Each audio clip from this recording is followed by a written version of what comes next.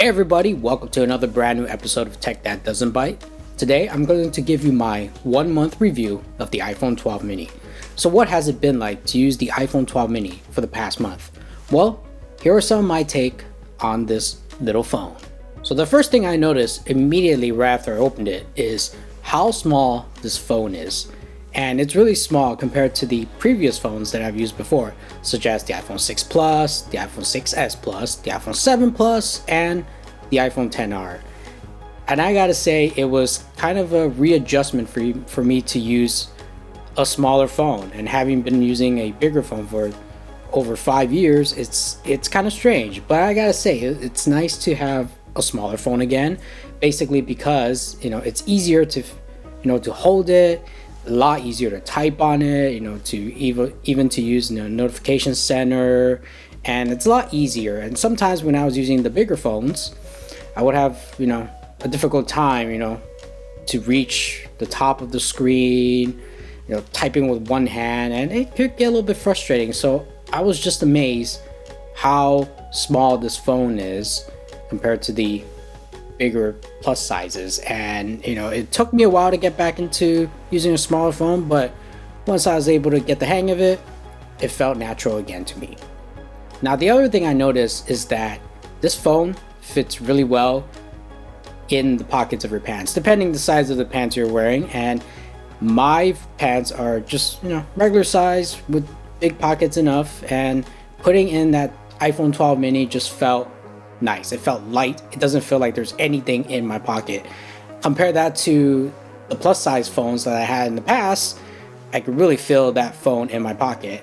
And man, I gotta say, when I first put my iPhone 12 mini in my pocket, it just felt like wait a minute, like this is a strange feeling, because where's my phone all of a sudden?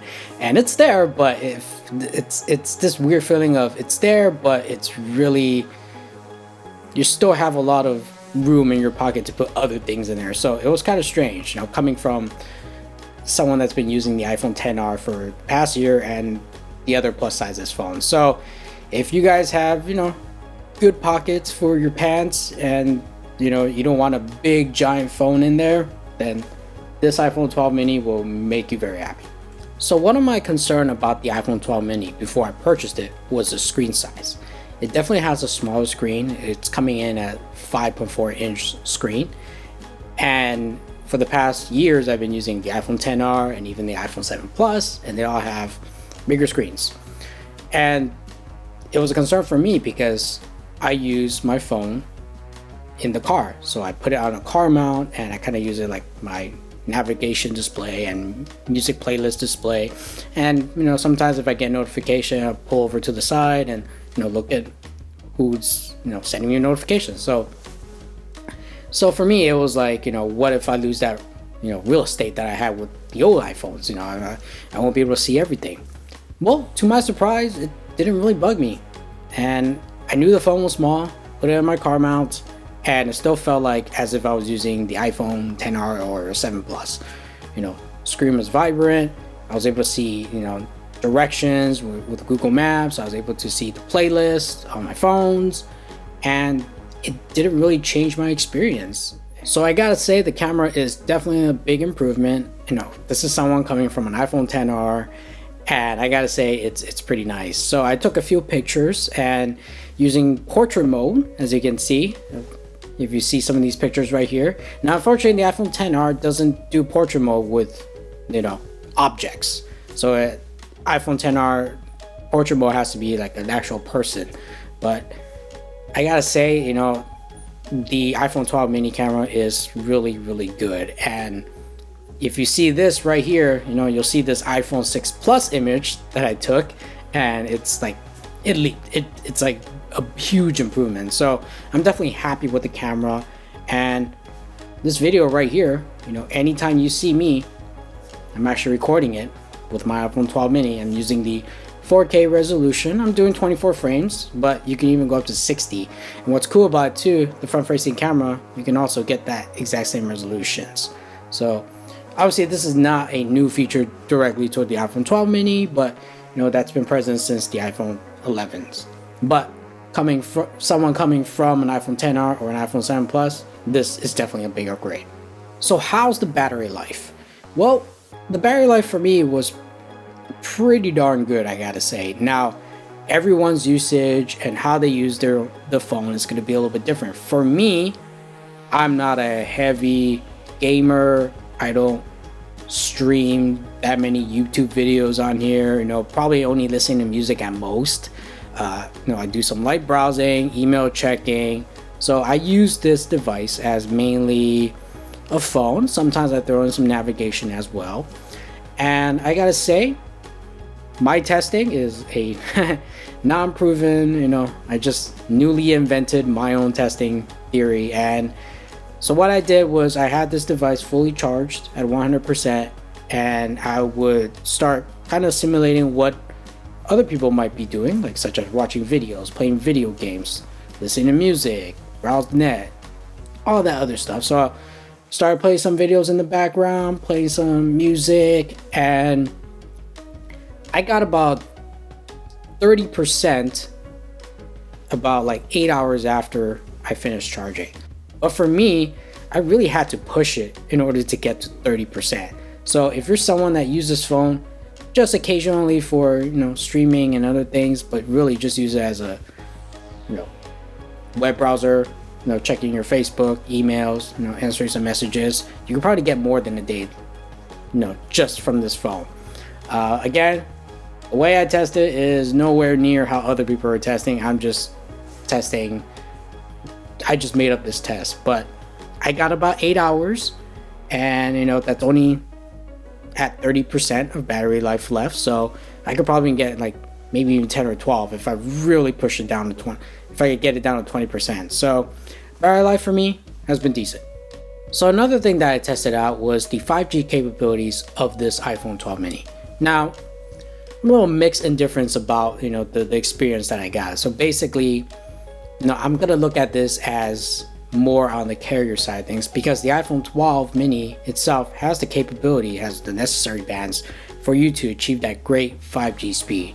But then there's another component where you can only get that speed if your carrier has upgraded the towers, provided the necessary implemented the necessary antennas in your location. So I'm gonna look at this more from the carrier side of things rather than the phone, because the phone, the hardware itself, it's able to do it, but the other component, which is your carrier, has to be able to perform as well. And I gotta say, it didn't really see much of a difference with 5G. Now, which carrier I used was T-Mobile 5G, because they have it more in areas, as so they claim. And they're 5G. I wasn't able to get that that higher band, the millimeter wave. There wasn't any antennas near my area where I tested, so for most part it's low band 5G.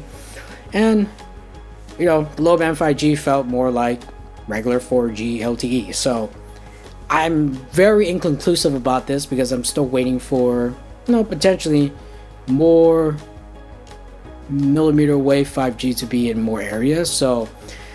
So right now, yeah, 5G here, at least in the States, it's still in its infancy. It's not at that point where we want it to be, but hopefully down a year or two later, we'll get that speed. And so for now, 5G still kind of up in the air, but the iPhone 12 mini does support 5G. The iPhone 12 mini's performance is excellent, and using that A14 processor, it is pretty fast. Now, this is coming from someone that was using an iPhone 10R and even used an iPhone 6s Plus or even an iPhone 7 Plus. You will notice the increase in speed and just everything, from opening apps to closing apps to apps loading. So if you're someone that's been using an older device, especially if you've been using like an iPhone 6s Plus, you'll notice the speed increase the moment you start using the iPhone 12. So definitely a plus right there. The one last thing I was really kind of curious about was I wanted to get an opinion from someone that's been using bigger smartphones, and all of a sudden they are thinking about using a smaller phone, and how that would change. So I talked to my co-host Jeff, and I met with him, socially distancing, met with him, and I wanted his opinion about the iPhone 12 mini because he's been using a bigger Samsung phone, and how would it be like if, let's say, he decides to change it to an iPhone 12 mini? And here's his opinion. Well, the phone is nice. It's about the same weight as my own Samsung that I use, so this it works. I like it. It seems to be pretty compact, fits in my hand pretty well. It's about as standard iPhone as I would make it out to be. It's about where I would put it. You know, it doesn't bother me that it's actually a little shorter, to be honest. Yeah, I'm not really that put out by it. It's, you know, it's much more compact, to be sure, but I mean, if I were to scroll through it, I can see myself getting used to it in the scheme of it all. That's really about it. I don't foresee any kind of issues otherwise with the fact that it's a shorter screen. I don't have an issue with it. It doesn't feel weird to me. I'll put it that way. Maybe that's a good way of putting it. I don't feel weird about it. Nice. Now try to fit it in your pocket. All right. Big phones have been problematic. Yeah. Well, no. I mean, you can see here, it sticks out a little bit. No big deal. It makes it easier to grab. I know everybody wants to see my butt. Stick it in there. Boom. It's in there. Doesn't feel like it's going to go anywhere. So, yeah, no, it fits perfectly into my pocket. It's like right there at the edge of the top of my pocket. So, yeah, no, that works out pretty good.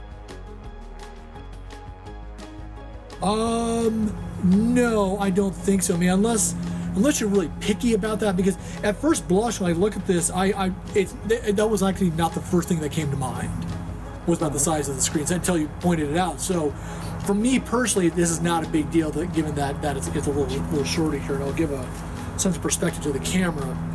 Here is basically the size difference between the two. So there's no real difference, if you want me. It's a half an inch for me, at least. Oh, okay. So it's not too big of a deal in the way that these two phones are sized. But then there are probably bigger phones than yours. I personally have never used anything bigger than something like this. This is probably about the maximum size I've used, would be something in this range. But I'm saying that there are other manufacturers out there with even bigger phones than that. I know. I've actually stuck with the Samsung family for quite some time. I haven't used other brands. I have used LGs, but that was like in the days of the flip phones and typing on the Envies and whatnot. That was my previous phone from way back. So they've all been about this size, or maybe a little bigger than this. So they're all about the right size, and it doesn't bother me from a screen size standpoint or from just handling it and so forth. Yeah, no, this is a good everyday phone. I mean, if you're an Apple fanboy, fangirl, obviously this is a phone to have. This would be nothing out of the ordinary, I would say, for an Apple fan. But for anybody who wants a smaller phone that's more compact, fits in the pocket better, does what it needs to do for you or whatever your needs are, this phone would frankly work for anybody who fits in that category. I mean, unless you're like really loyal to a particular brand. I mean, I'm not that loyal. I just prefer Android over Apple personally. So this is a cool phone. I would imagine my mother would use this, as would my boys, or even my wife. So yeah, no, this is a good phone. I like it. So, do I recommend this phone? Well, it's kind of hard to say, because if you're someone that's looking for, the bigger screen or the better cameras, then this phone obviously is not for you. And if you're someone that wants longer battery life, then this phone might not be the choice that you want. But this phone is really geared towards people that want a smaller phone. They don't want that big 6.1 inch phone. They want to go back to the old days where all phones are small, and this is definitely the target audience. Now, I don't like the fact that Apple has priced this phone, at least the starting phone, at $699. It's actually around $749. Now, that $699 thing is like a $30 discount if you're getting it through your carrier from the Apple store, but that was the one part I hated. So it doesn't really cost $699. If you're getting this unlocked, then it's starting $749. Kind of wish Apple would be more upfront about it, but they weren't.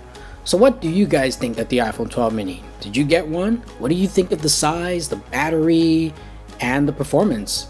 Let me know in the comments below. Thank you guys for watching. If you like this video, make sure to hit that thumbs up button and the subscribe button. Don't forget to hit that bell notification so you get notified of new videos. And make sure to check out some of our other videos that we've been making. I'll see you guys next time.